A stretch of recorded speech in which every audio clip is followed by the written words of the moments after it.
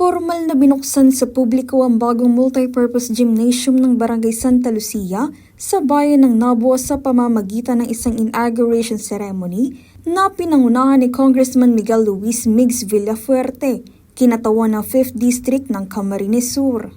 Kasama ni Kong Migs sa ribbon cutting ceremony sina Mayor Attorney Fernando Simbulan ng Nabua, Barangay Captain Jesus Taburnal ng Santa Lucia, at iba pang lokal na opisyal. Bukod sa formal na pagbubukas ng gymnasium, pinangunahan din ni Congressman Migs ang pamamahagi daan-daang school bags para sa mga mag-aaral ng Santa Lucia Elementary School na sinabayan ng Food Assistance Program sa higit 700 na kabahayan. Nagpaabot ng pasasalamat si Barangay Captain Taburnal sa mga opisyal na tumulong upang maisakatuparan ng proyekto at programa para sa kanilang barangay. I love Santa Lucia.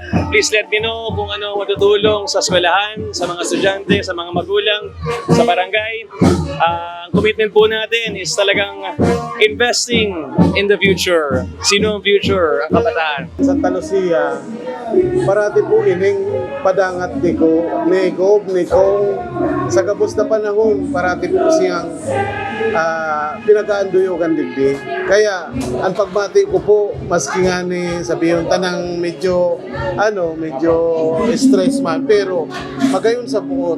Kami po, sa ngaran po, kan barangay officials, kan Santa Lucia, nagpapasalamat po kami kay Kong Migs, kay Gov El Rey.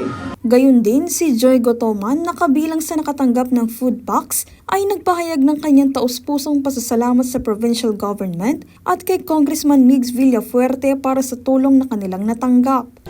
Thankful po kasi isa sa mga barangay na sabi nga niya, paborito niyang pong barangay, and nagpapasalamat po kami dahil marami na po siyang naitulong dito sa barangay namin. Ang proyekto at programang ito ay patunay na patuloy na pagtutok ng pamahalaan at mga lokal na lider sa edukasyon, kalusugan at kabuhayan ng mga pamilyang Nabawenyo. Darlene Lestrullo, CSN.